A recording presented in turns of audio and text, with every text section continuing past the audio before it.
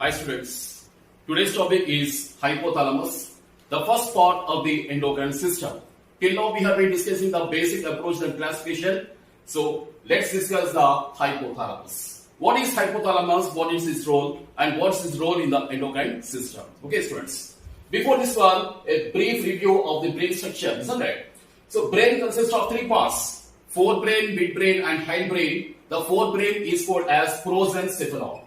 Prosencephalon means forebrain.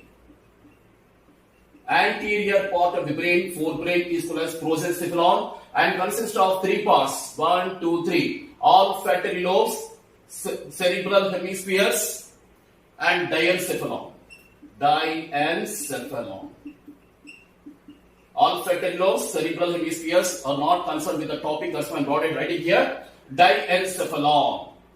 So diencephalon is the posterior part of the forebrain called as prosencephalon. Diencephalon is the posterior part of the forebrain called as prosencephalon. And diencephalon contains three parts. Anterior part is called as epithalamus. And middle part is called as thalamus. And the posterior part is called as the hypothalamus. Hypothalamus. So with this approach, what's the conclusion? Hypothalamus is the posterior part of the forebrain, prosencephalon. That's the location here. A brief, very rough diagram here. I'll draw very rough diagram here. Okay, students.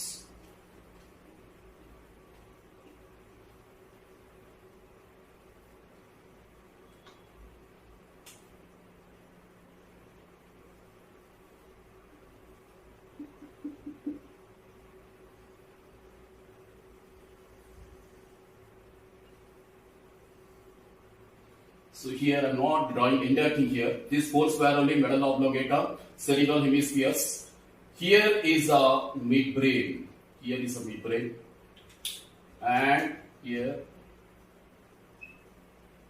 we are not concerned here. We are bothered about this midbrain here. So here is a midbrain and about this one here, almost roughly here. Here is a epithalamus. Almost here is a thalamus and here is a hypothalamus. Hypothalamus. This so all roughly this is a midbrain. This one is a midbrain and this is a hindbrain. Poor spirally, medulla oblongata, here cerebellum. I am not drawing in here because the target is not to explain the brain structure. What is the location of hypothalamus means the posterior part of the forebrain and posterior part of the diencephalon is called as the hypothalamus. That's the location much. Okay, students. So this is the hypothalamus, a roughly location here.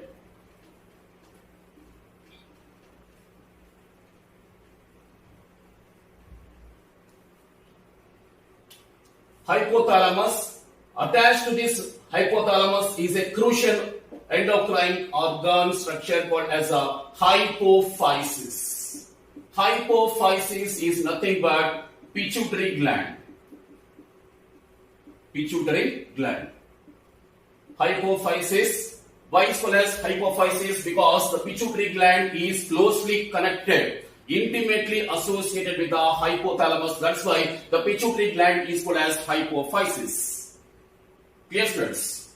The organ is closely here. For example, you see this is a hypothalamus. See here, this is a hypothalamus, and this is a pituitary gland. Whatever you are saying here, this is the anterior pituitary and this is the posterior part of the pituitary gland, and here up to this one, this is the hypothalamus. So structurally and functionally, the hypophysis pituitary gland is very closely associated with the hypothalamus. That's why hypophysis. Clear, students? So that's the location. And hypophysis is called as the master endocrine gland. Hypophysis pituitary gland is the master endocrine gland. But this master endocrine gland, pituitary gland, is in turn controlled by the hypothalamus. That's why hypothalamus is called as master control center. Master control center. The hypothalamus is called as master control center because it controls which one? Pituitary gland. And pituitary gland is the master endocrine gland. Why is called as master endocrine gland? Because it controls all the endocrine system. That's why pituitary gland, master endocrine gland. But this gland is in turn controlled by the hypothalamus. That's why hypothalamus is called as the master control center of the human body. Okay, students.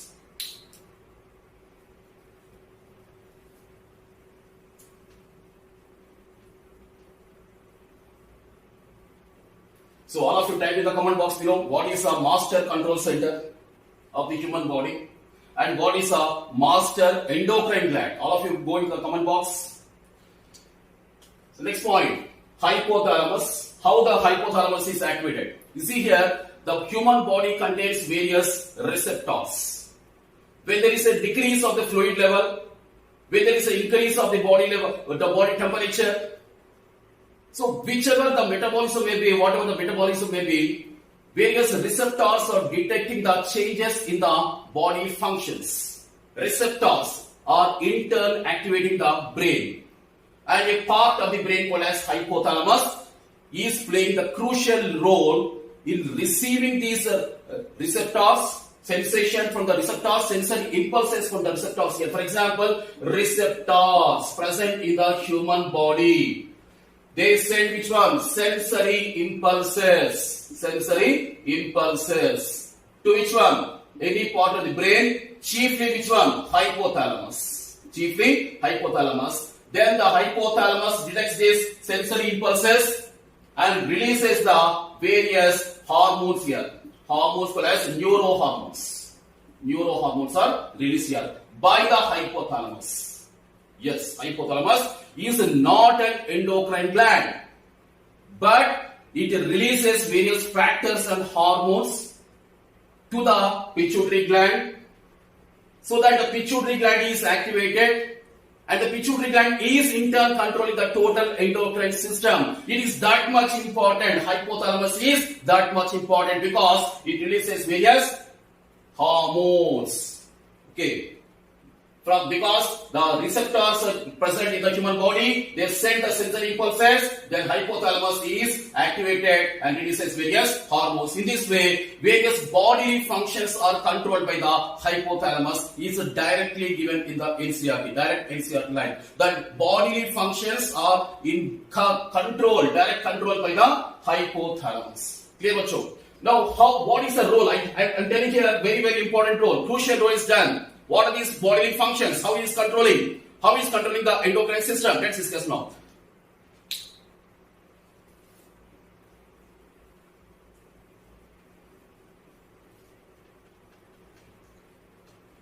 I told you that the pituitary gland, hypophysis or pituitary gland contains two parts. One is the adenohypophysis, called as anterior lobe of pituitary gland. Next one is the neurohypophysis, called as posterior lobe of pituitary gland. So one is the anterior lobe, other is the posterior lobe. Anterior lobe is nothing but adenohypophysis because hypophysis means pituitary gland and neurohypophysis means posterior lobe of pituitary gland. See here. So this is the hypothalamus I told you. Okay. This is called as the anterior pituitary here. What am I doing here? Rotating here. This is called as anterior pituitary, called as adenohypophysis. And this is the neurohypophysis, that is the posterior lobe of the pituitary gland. This is the anterior part and this is the posterior part, and both the parts are structurally very intimately and functionally intimately associated with the hypothalamus. Clear, bacho? Now, I told you what is the role, how it controls, how the hypothalamus controls the anterior lobe of the pituitary gland. Let's discuss now. Okay, students, bacho. Hypothalamus releases various factors here. One is called as a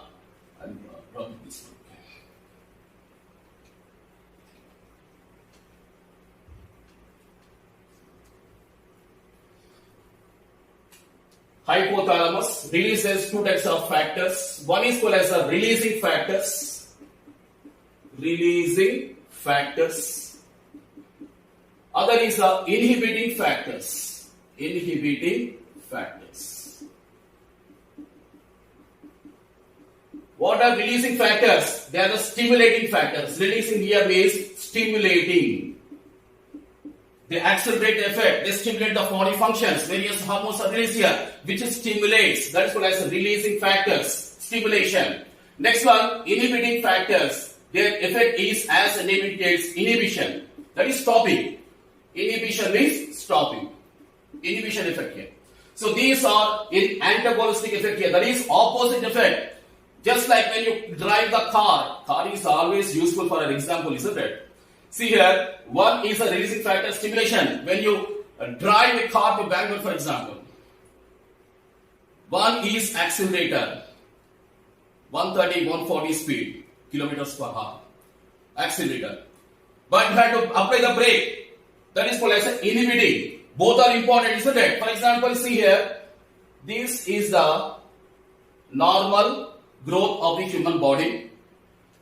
Okay, if this is a medium height. If the releasing hormones are keep on increasing, for example, of the growth hormone, the height would be increasing here like this. Keep on increasing here like this.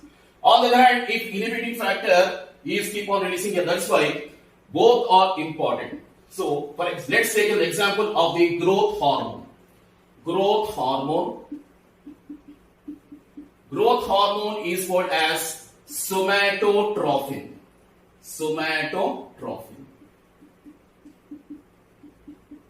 which is released by the anterior lobe of pituitary gland, because here we are discussing anterior lobe of pituitary gland. Anterior lobe called as adenohypophysis. So growth hormone somatotrophin released by the anterior lobe of the pituitary gland.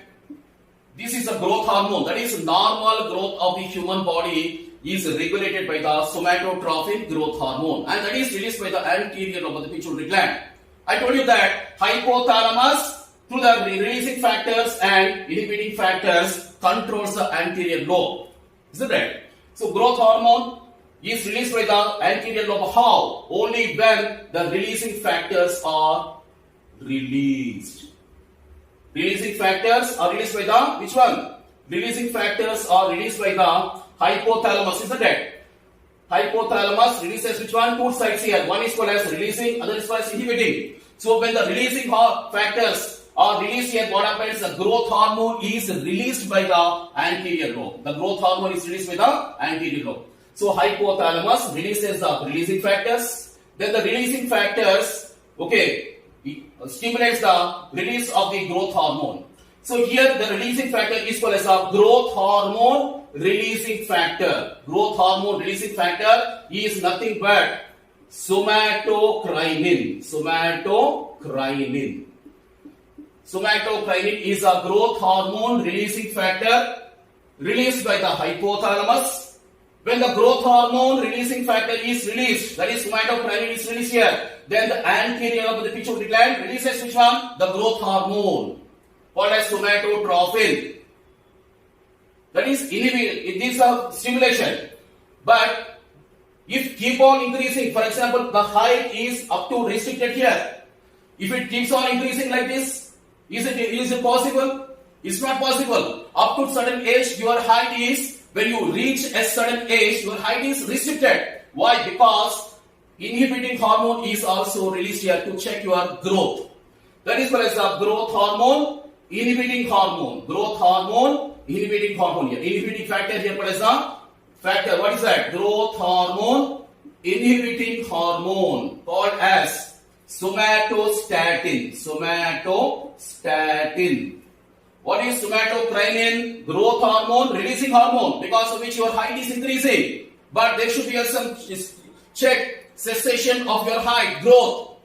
And that is possible by which one? Growth hormone, inhibiting hormone released by the hypothalamus here. Again, growth hormone, inhibiting hormone is called as somatostatin, which stops the release of which one? Somatotrophin. This one stimulates, somatokinin stimulates the release of the growth hormone, whereas growth hormone, inhibiting hormone inhibits the release of the growth hormone called as somatotrophin. That's why there is a check in your height, check in your growth here, up to after reaching certain age here. So both are antagonistic to each other here, that is opposite in effect to each other. So metabolically both are important because the growth is important and stoppage of growth is important, and that is done by the hypothalamus. And this is with controlling which one? The anterior lobe here. Here we are discussing which one? The anterior lobe. See here, this is the hypothalamus and this is the anterior lobe of the pituitary gland, and the factors here. You see here, the hypothalamus, because it's a part of which one? Brain. It's a part of the brain now. So it contains which one? Neurons. The brain contains the neurons. The neurons releases which one? One in the set of growth hormone, releasing hormone for example, and one is a set of inhibiting hormones here. So the neurons of the anterior lobe releases the releasing factors as well as the inhibiting factors. When the releasing factors are released here, there is a stimulation. On the other hand, if the inhibiting factors are released here, there is a inhibition stopping here, and both are doing the opposite effect called as the antagonistic effect here. Okay, students. So both are released into which one?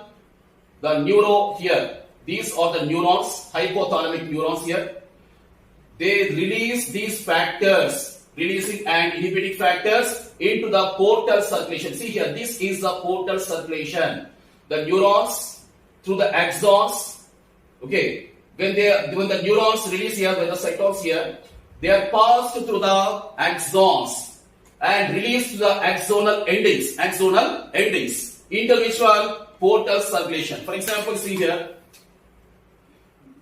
this is a neuron and these are the terminals. Okay, the hormone releasing factors or inhibiting factors are released here and passes through the axons and release. These are the nerve endings here, that is axonal endings, and here is the portal circulation. This is the portal circulation here. So these are factors are released into which one? Portal circulation. Both the releasing factors and inhibiting factors are released into which one? Portal circulation. Here, this is the portal circulation. See here, this is the portal circulation. What is the portal circulation? Portal vein, which connects the capillary in one organ and ends with the capillary in other organ, is called as a portal vein. So this is the portal circulation. Okay, through the portal circulation, these hormones called as releasing hormones and inhibiting hormones to the portal circulation are reaching which one? Anterior lobe of the pituitary gland. In this way, the anterior lobe of the pituitary gland is in control with the hypothalamus. So not only growth hormone, students, whichever the hormone released by the anterior lobe of the pituitary gland are in direct connection with which one? Releasing factors and the inhibiting factors here. Okay, students. For example, prolactin is a hormone released by the anterior lobe. Prolactin is a hormone released by the anterior lobe of the pituitary gland. And what is the hormone released by the hypothalamus?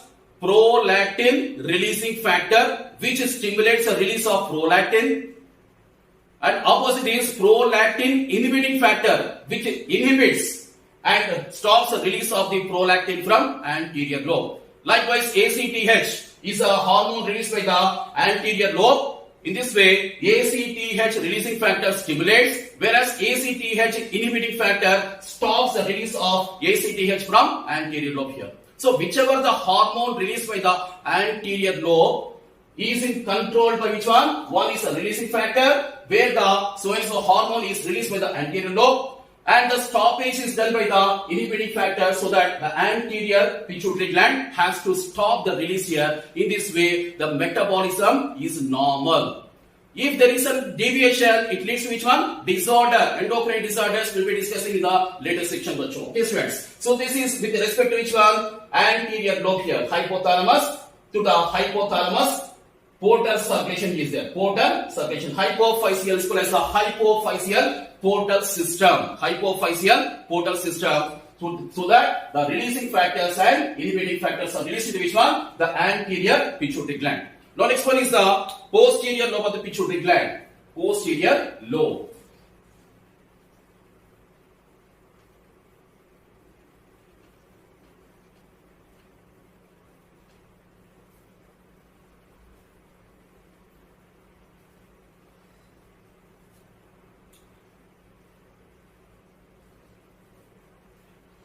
So posterior lobe now called as neurohypophysis.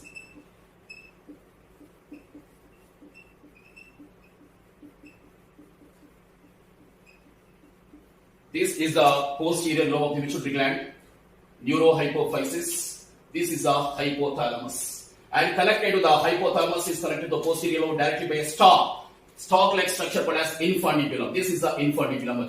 See here. And the neurons which are present here, the hypothalamus, this is the hypothalamic neuron. Hypothalamic neuron is directly going to which one? See here, this is the, what is this? Neurohypophysis, posterior lobe. Whereas here, see here, this nerve is ending in the portal circulation here. And only to the portal system, the hormones, releasing and inhibiting hormones are reaching the anterior lobe. But the story is totally different here. You see here, the nerve endings are extending up to which one? Directly to which one? The posterior pituitary gland. Posterior pituitary gland here. So we can say that the hypothalamus directly controls the posterior lobe of the pituitary gland here. But here, what happens? The nerve endings are ending here in the portal system. Only to the portal system, hypophyseal portal system, the hormones releasing and inhibiting hormones are reaching the anterior lobe here. That is the difference here. Okay, students. So posterior lobe, the nerve endings, these ones releases the hormones called as neurohormones. They are containing the neurosecretory cells called as nuclei. Neurosecretory cells called as nuclei are present here, which releases the neurohormones. Neurohormones. Why they are called as neurohormones? Because they are the hormones released by the neural structure. What is the neural structure here? Hypothalamus. That is why they are called as the neurohormones, as different from ordinary other important hormones here. Okay, students. So neurohormones, these nuclei or neurosecretory cells are directly reaching the posterior lobe, and the hormones are passing along the axons here and reaching the terminals and releasing the secretions here. That's why the hypothalamus directly controls the neurohypophysis given in NCERT, also direct NCERT line. Okay, students. So this is called as hypothalamo-hypophyseal tract. Hypophyseal tract. What is a tract? A tract means a group of axons, a bundle of axons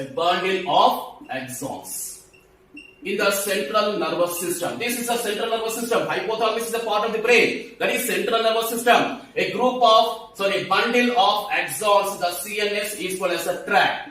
So there is a tract formed here, hypothalamo-hypophyseal tract. What is hypophysis here? Pituitary gland, isn't it? That's why a tract is formed here. Because why a common tract is formed? Because the axons are directly reaching from hypothalamus into which one? The posterior lobe here. That's why a common tract is formed as a hypothalamo-hypophyseal tract. Okay, and these axons, they pass here. These hormones called as neurohormones are passing along the axons, and at the axon terminals, the hormones are released here.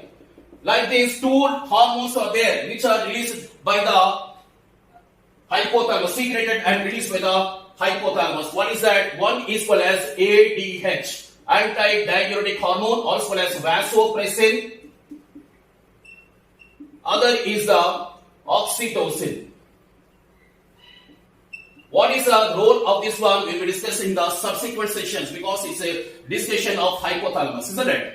So ADH, also called as vasopressin, and oxytocin are the two neurohormones directly released by which one? Hypothalamus. And through the axons, they are reaching the nerve terminals, nerve endings, and here the oxytocin and ADH are released into which one? Neurohypophysis here.